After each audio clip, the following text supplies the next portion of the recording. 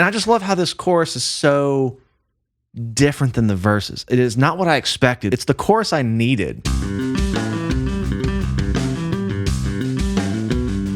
What's up, guys? Welcome back to Lone University, and welcome to day 2 of this special 4-episode Halloween week. Originally, I had no plans to do any extra episodes this week because offline, it's pretty busy here at home, but I was deciding between Nekromantix or HorrorPops because both have been requested and I had them set aside for Halloween many months ago. And while I feel Nekromantix had more requests by quantity, it took me about 10 seconds reading about them to go, okay, I have to do HorrorPops now, and I have to do them very next. I thought Kim from Nekromantix was only this badass upright bass player, but it turns out he plays guitar for this band, and just, because we're celebrating Halloween, I'll let it slide this time. But the really cool spin here is that his wife, Patricia sort of assumes the same role he has in Nekromantix, being both the lead vocalist and the upright bassist. Let's continue counting down to Halloween with Walk Like a Zombie from HorrorPops.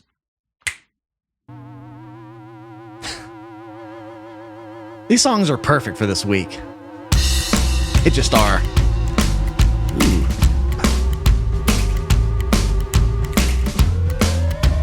Man, I love a good swing.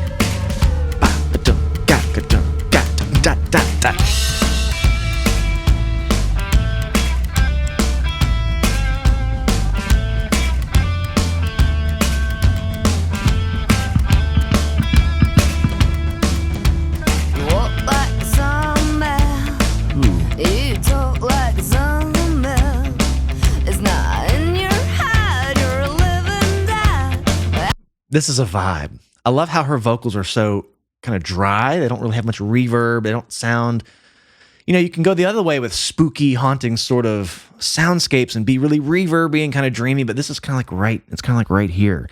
There's just a vibe about that. It's warm. And I like how this bass tone is very different from the one in the last song. It's more encapsulating, just a bit warmer. And it has to do with this just drier vibe. And this cover is awesome, just smashing the hell out of the bass. So I wonder what their live shows are like as well. I'm going to go back to the beginning. It's almost devoid of fundamental pitch to where the exact pitch of the note is almost hard to tell at first. So you're feeling it just as much as you're really hearing it.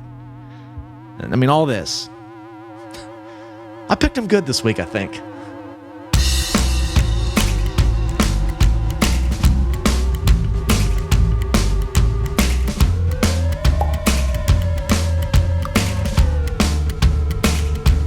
Made 5 of 5 there.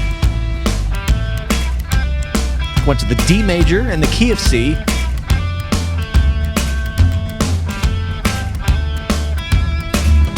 Yeah, listen to those bass notes. It's like, what note is it? There's something kind of cool about a tone like that. Starting out here in C, and again, I sort of adjusted my tone in the very last video in Nekromantix. Point being, to get an upright bass tone on electric, you just want to play over the neck, essentially. I mean, if you watch an upright bass player play, they're not picking the bass down here, because that would be the equivalent of doing this, right? They're actually plucking over the fingerboard. So on an electric bass, you don't have that much runway, so you got to come up here, pull some mids out, play with the high end. Flat wounds would really help, but just even all electric, I can still get the...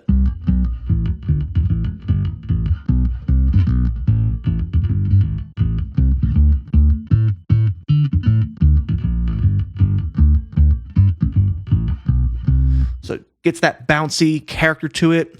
Kind of mute the strings right after you hit them. Use the left hand too, and you can just kind of get you can get it in the ballpark. So let's go back a bit one more time, see what happens. Yeah, go up to this D major. Sounds like a 5 of 5 there.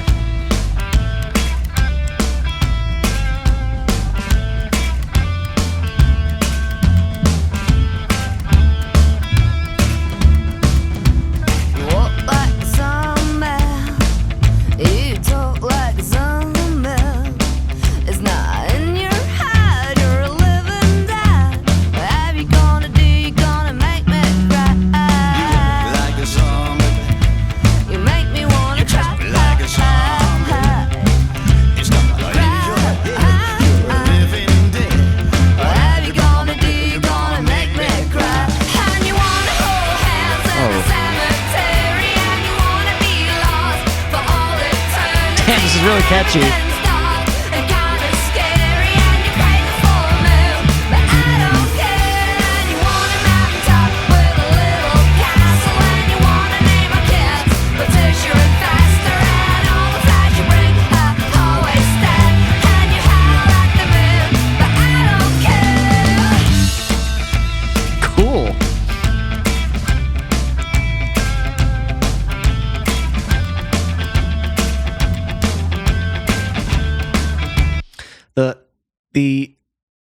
is anxiety the right word? There's something anxiety inducing sort of about this guitar layer, because there's really no, okay, we talk about resolve all the time in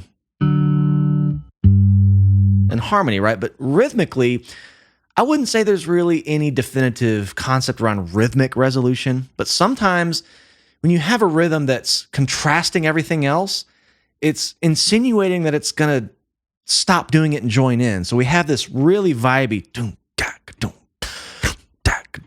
just this vibe that's been setting up the song. And you have these guitars coming in, doing triplets, and the accents alternate picking those. They kind of change upstroke and downstroke. So you get this kind of doo-wah, doo-wah, doo-wah, doo-wah, upstroke versus downstroke. They have a slightly different sound. So it's a little off the downbeat anyway with the way it lines up against the two. So you have this just... Why not just get a pick, Mark?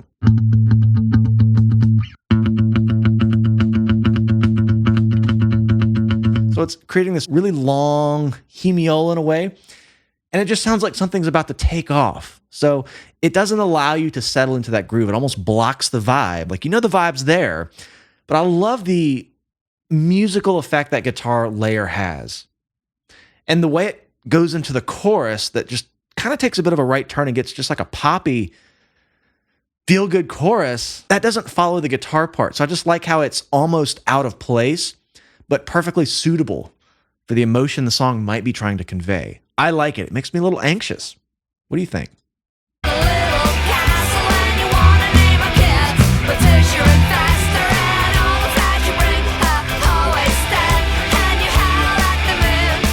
Am I hearing doo-wops back there? I didn't hear that the first time, but it's really giving it a classic, just a really classic spin on this sound. Here in the left channel, I hear like a doo-wop, that kind of thing.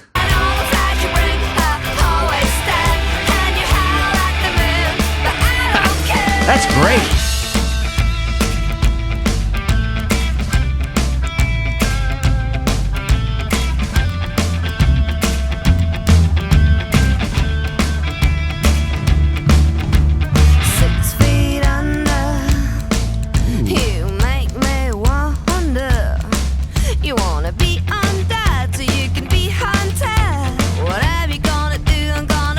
That's interesting.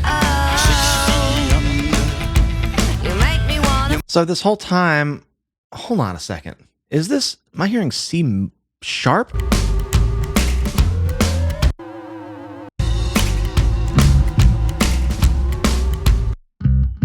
Okay. I was about to say I was confused on the actual fundamental pitch for a moment there, and I thought I might have just decided it was C. It sounded like A minor. But what's interesting is that these vocal harmonies are implying A major now, this sort of, that thing that came in here. So it's almost demented in the way they've reserved that A major sound way here in almost verse 2, I would say. So some very interesting, again, almost anxiety-inducing in a way. These little things that I don't expect musically keep coming in. I would say the entire chorus was sort of a subversion. Where was that?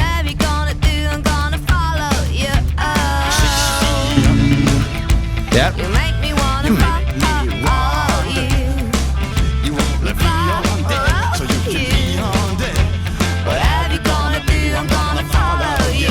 I love the dueling vocals.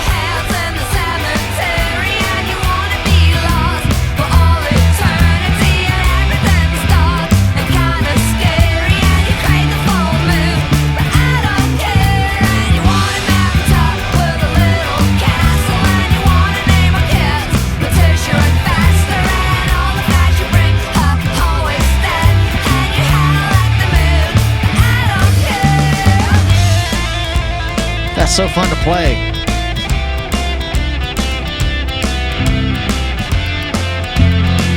Bringing out chords here.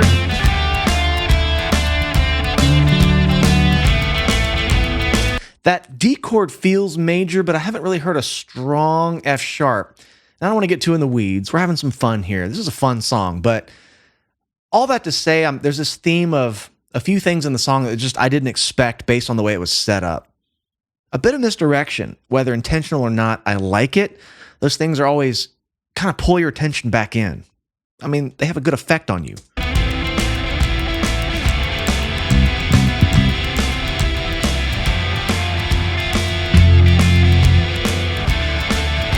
sounds like D with no third almost.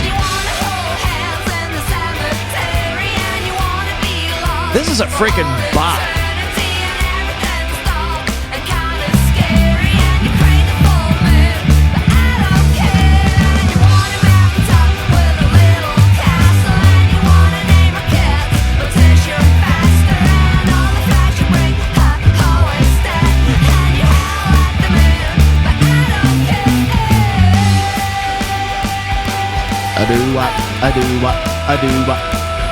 If there's an actual lyric there on this left channel, Kim's vocal, I can't tell what it is, but I like it.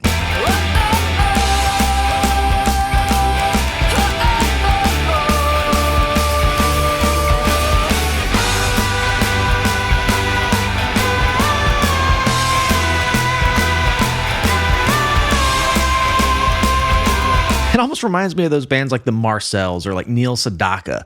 We're going way back. Again, you guys wonder what music I grew up listening? It was a lot of that stuff, like 50s and 60s stuff. So it's always funny to hear these little shades of nostalgia creep through songs or bands I've never even heard. And that's, in a lot of ways, that's my gateway into a band sometimes. And for this song, it's going to be that. It's going to be a memorable thing that clicked with me. And I just love how this chorus is so different than the verses. It is not what I expected, but I know it's the chorus I needed. It's just so catchy, but I love how the verses get real somber and more neutral. Cool band. Catchy as hell. Dig this.